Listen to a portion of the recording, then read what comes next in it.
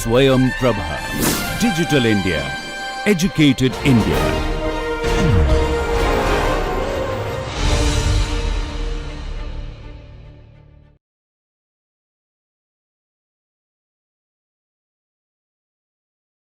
Welcome to the course Nutrition for the Family. This is the second module, that is Dietary Recommendations. And in this fourth lecture of this module, we shall be studying about dietary guidelines for Indians. I am Dr. Jaspreet Kaur, presently working as Associate Professor in Government College for Girls, Ludhiana, Punjab, affiliated to Punjab University, Chandigarh. And this project is funded by DTH Swayamprabha, MHRD, New Delhi. In the previous lecture, we had studied about different types of food guides and their uses, where we studied about the food pyramids, we studied about the concept of food plate, then we studied about nutrition education and the concept of exchange list. Now, in this lecture, we shall be studying about the dietary guidelines for Indians.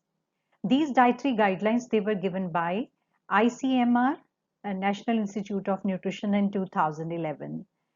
In this lecture, we shall be focusing on dietary goals for Indians, and then one after another, we shall be studying about 15 dietary guidelines. So let's start. What are dietary guidelines for Indians? These dietary guidelines, they are formulated by Indian Council of Medical Research, and they are a translation of scientific knowledge on nutrients into specific dietary advice. So they represent the recommended dietary allowance of nutrients in terms of diets that one should consume and to stay healthy. These guidelines, they promote the concept of nutritionally adequate diets, healthy lifestyle from the time of conception to the old age. Let's study about the dietary goals for Indians first. According to this manual, the maintenance of state of positive health and optimum performance in population at large by maintaining ideal body weight is the first dietary goal. And second dietary goal is ensuring adequate nutritional status for pregnant women and lactating mothers. The third dietary goal is improvement of birth weight and promotion of growth of infants, children, adolescents so that they achieve their full genetic potential. The fourth dietary goal is achievement of adequacy in all the nutrients and prevention of deficiency diseases. When you take less than required nutrient, you get deficiency diseases. And the next goal is prevention of chronic diet related disorders. These are the disorders which are the byproducts of excess nutrient intake. And last dietary goal is maintenance of health of elderly and increasing the life expectancy. Formulation of dietary goals and specific guidelines, it is to provide required guidance to people in ensuring nutritional adequacy and recommendations which can maximize the protective effects through use of variety of foods in tune with the traditional habits. So there are 15 dietary guidelines which provide a broad framework of appropriate action. Now let us see what are these guidelines.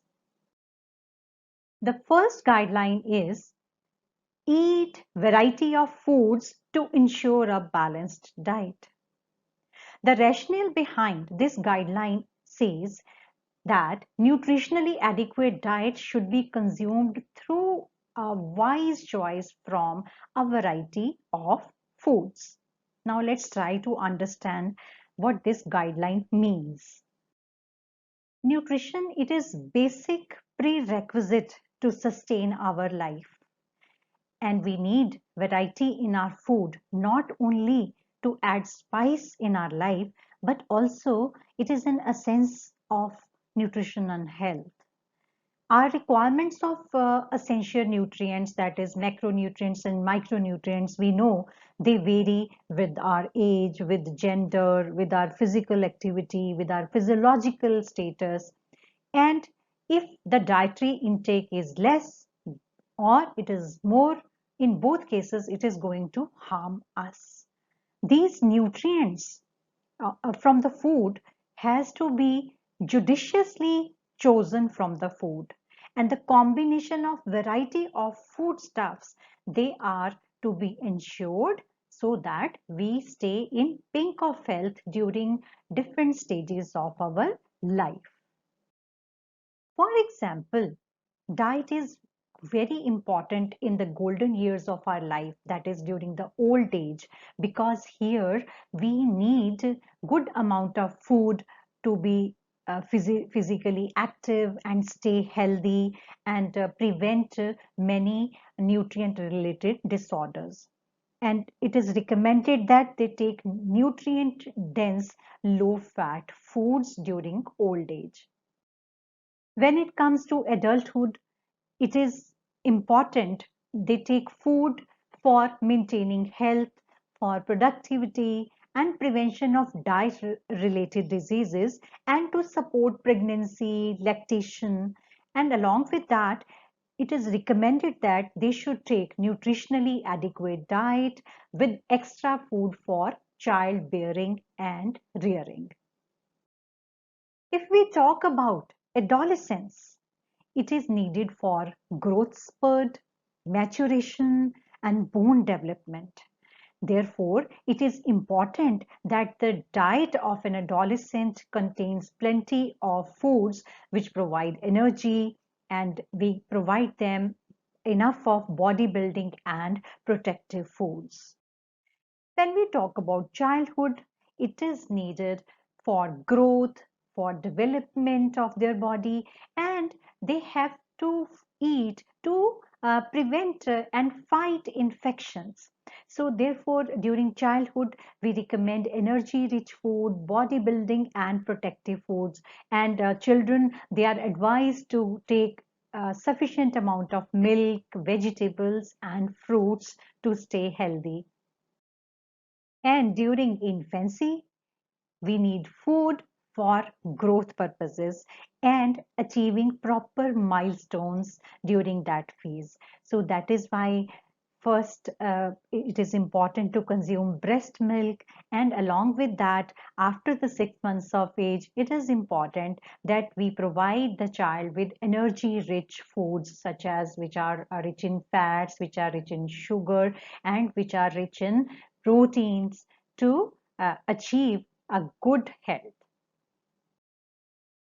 As we know, a diet consisting of foods from several food groups provide all the required nutrients in the proper amount. We need cereals, millets, and pulses, which contains so many nutrients. We need vegetables, nuts, oil seeds, and sugars to provide energy. And similarly, milk, which provides us with good quality protein, it provides calcium, and that is why it is an essential component of balanced diet, particularly for infants, children, and women.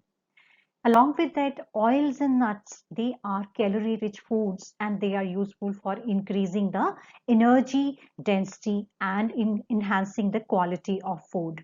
We also include nuts and seeds like gingerly seeds or peanuts to improve the fatty acid profile of our fats. Along with that, inclusion of eggs, flesh foods, and fish, they enhances the quality of diet. But for vegetarian, they derive most nutrients from the diet, which are consisting from cereals, from millets, from pulses, vegetable, fruits, and milk-based diets. And vegetable and fruits, we know they provide a plethora of goodness. And these are the foods which play protective action. And they contain the substances such as vitamins, minerals, and phytonutrients, which protect our body. Therefore, diversified diets with judicious choice from a variety of food groups, they will provide us necessary nutrients. So what does this second guideline says? The second guideline says ensure provision of extra food and health care to pregnant and lactating women. The rationale behind this guideline is that additional food and extra care are required during pregnancy and lactation. Now let's explore this guideline. Why nutrition care is needed during pregnancy and lactation? We know pregnancy is physiologically and nutritionally a highly demanding period. Therefore, extra food is required to meet the requirement of mother. Along with that, we need to meet the requirement of fetus. And the quality of food, it is as important as the quantity of the food. And a woman has to prepare herself to meet the nutritional demands by increasing her own body fat deposits during the pregnancy.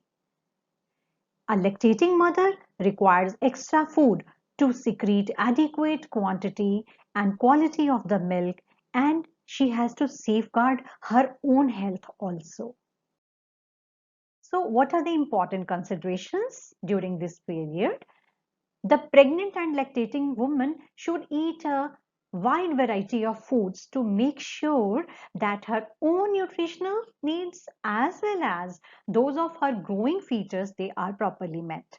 And there is no particular need to modify the usual diet pattern. However, the quantity and the frequency of the usage of different food should be increased. She can derive maximum amount of energy, say about 60% from the cereals, millets, and legumes. And along with that, cooking oil, it is a concentrated source of energy and it contains some good fatty acids also. So good quality protein has to be ensured along with fats. And for proteins, it is important that the female takes good amount of milk, fish, meat, poultry, and eggs if she is non-vegetarian, whereas she can take care of her protein needs from the milk and pulses and nuts and oilseeds if she is pure vegetarian. But along with that, it is important that proper combination of cereal and pulses and nuts has to be ensured so that the quality of protein is improved and it is maximized. And along with that, she needs minerals and vitamin requirements which can be met by consuming seasonal vegetables, particularly green leafy vegetables, milk, and fresh fruits. Bioavailability of iron, as we have been discussing, it can be improved by fermenting or sprouting the grains, and they can consume vitamin C rich foods such as amla or citrus fruits to improve the iron absorption. Milk, as we already have discussed, it is the best source of biologically available calcium. So let's move on to guideline number 3. The third guideline says promote exclusive breastfeeding for 6 months and encourage breastfeeding till 2 years or more if possible. So what is the rationale behind this guideline? It says exclusive breastfeeding, it ensures safe nutrition to the infant and all-round development of the health. So what's importance of breastfeeding? Breast milk, as we know, it is nectar for the child. And it is most natural and perfect food for the normal growth and healthy development of infants. Colostrum, which is mother's first milk, which is secreted for first few days after the child takes birth, it is rich in nutrients and anti-infective factors. Therefore, it should be fed to the infants. Breastfeeding reduces the risk of infections due to various reasons, and we know that the infections can be really fatal if we are giving some top feed, or if the hygiene practices they are not followed. And it establishes mother and infant contact, and it promotes the mother-child bonding. It prolongs the birth interval by fertility control, because this causes delayed return of menstrual cycle in the mother. And breastfeeding, it helps in retraction of uterus to the normal position. So in a way, it is useful for mother also. Incidence of breast cancer, it is lower in mothers who breastfeed their children.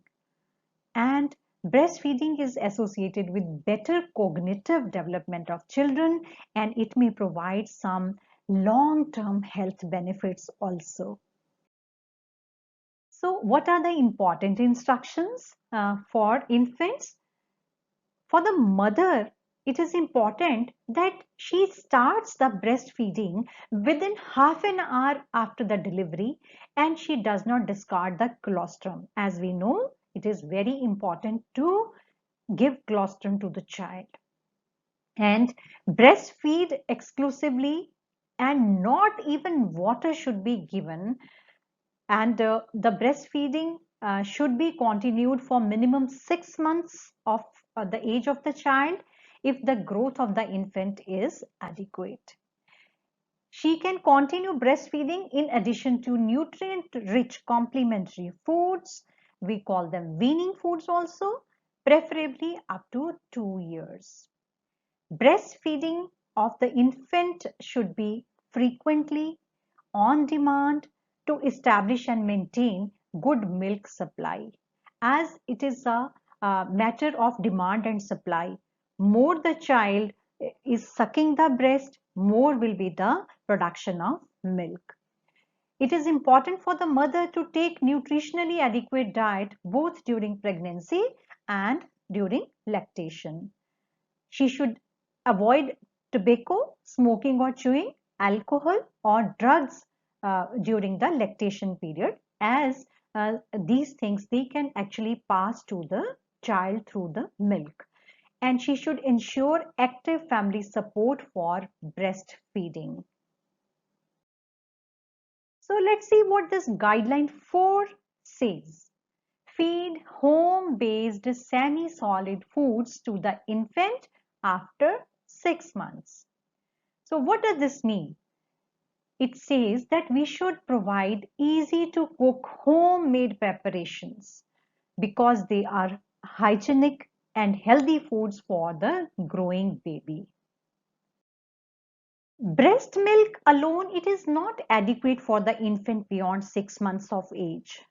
So, introduction of food supplements, which could be semi-solid complementary foods, along with breastfeeding, it is necessary for the infants after 6 months of their age. And provision of adequate and appropriate supplements to young children, they prevent malnutrition. As if the mother continues to breastfeed the baby exclusively without adding any complementary food, his or her requirements may not be met, and he could suffer from malnutrition. And hygienic practices, they should be observed while preparing and feeding the complementary food to the child. Otherwise, it will lead to diarrhea among infants.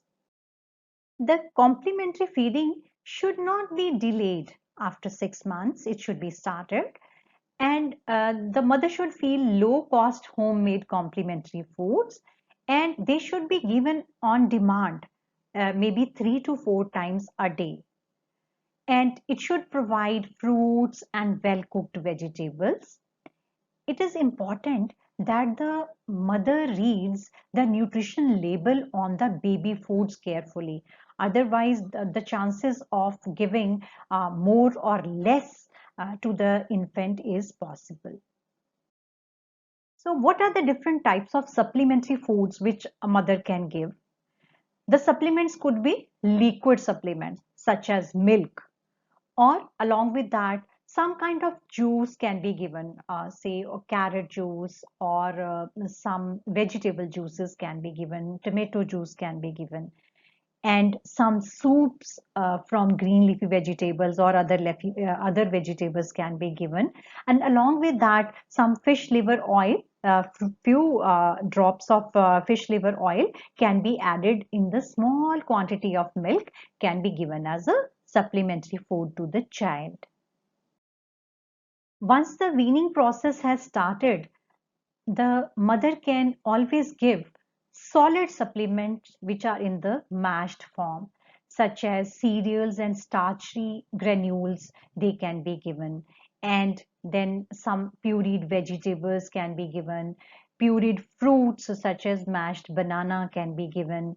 And she can always give pulses or non-vegetarian foods in the mashed form.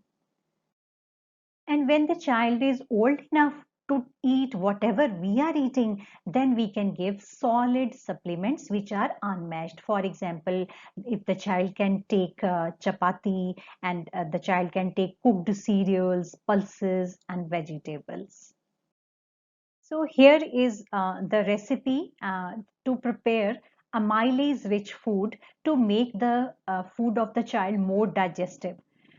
It says take 250 grams of wheat and add 2 to 3 volumes of water and soak it for 8 hours. Then drain excess water, germinate this wheat in dark for 24 to 48 hours. After germination, we have to sun dry it for 5 to 8 hours, and then it has to be roasted gently in a flat pan to remove the excess water. Then it should be ground to powder, and the grain should be ground, and it should be stored in the airtight bottle or jar. Now, this amylase rich food of just 1 teaspoon of it can be added to every food to make the food of the child more digestive. Now let us see, what does this guideline 5 mean? It says, ensure adequate and appropriate diet for children and adolescents, both in health and sickness. It means that well-formulated, balanced diets for children and adolescents, they can actually help them in optimum growth, and it will help in boosting their immunity also. Nutritionally adequate and balanced diet so that they can grow and develop nicely. An appropriate diet and physical activity during the childhood is essential for optimum body composition, for good body mass index, and it will reduce the risk of diet related chronic diseases in the later life, and it will prevent vitamin deficiencies also. And some common infections and malnutrition, they contribute a lot to the child morbidity and mortality. And therefore, the child needs to eat more during and after the episodes of infection to maintain good nutritional status. So it is important that we take extra care in feeding a young child and include soft cooked vegetable and seasonal fruits. It is important that we give plenty of milk and milk product to children and adolescents. To promote physical activity and appropriate lifestyle practices, it is very important that the child should be encouraged to go out and play in sun. And we should discourage overeating as well as indiscriminate dieting, which happens during adolescent phase. Now let us move to guidelines number 6. It says eat plenty of vegetable and fruits. As we know, green leafy vegetables, other vegetables, and fresh fruits, they are treasure trove of several vitamins and minerals, and therefore they are useful for protecting us from diseases. Normal diet, to be wholesome and tasty, should include fresh fruits and vegetables, which are reserves of micronutrients. And fruits and vegetables, they also provide phytonutrients and fiber, which are of vital health significance. They help in prevention of many micronutrient malnutrition, and along with that, certain chronic diseases such as cardiovascular diseases, eye diseases, or certain types of cancers. Therefore, it is important that we eat as much of other vegetables as possible daily. We can eat vegetables or fruits in our meals in the various forms. It could be in the form of curry, it could be in the form of soup, mixed with curd, or added to pulse preparation, rice. And it can be consumed raw and fresh vegetables and as salads. We can grow families' requirements of vegetables in the kitchen garden if possible. Green leafy vegetables, when properly cleaned and cooked, they are safe even for the infants. Let different variety of vegetables and fruits add color to our diet, and it should make our plate colorful. Because they are rich in so many vitamins, so many minerals, they protect us from many diseases. Therefore, we should include them in our diet. Fresh fruits, they are nutritionally superior to the fruit juices. And we know that vitamins, they are lost during washing of cut vegetables and cooking of the food stuff. Therefore, proper methods of cooking, they can substantially reduce these losses.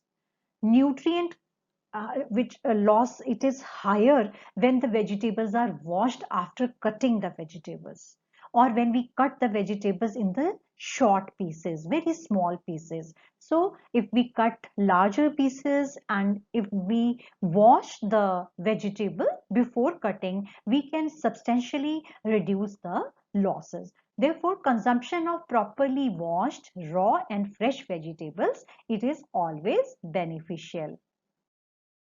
Now let us move to guideline number 7. Guideline number 7 says, ensure moderate use of edible oils and animal foods and very less use of ghee, butter and vanaspati. This is based on the fact that if we use plant and animal based fats excessively, it leads to elevation of blood lipids, and thereby it increases the risk of heart disease and other illnesses. So fats and oils, we know they have high energy value and they induce satiety in our diet. We are satiated after we take something fried or some food which has more fat into it. And they provide energy, they provide essential fatty acids, and then they promote the absorption of fat soluble vitamins, that is vitamin A, vitamin D, vitamin E, and vitamin K.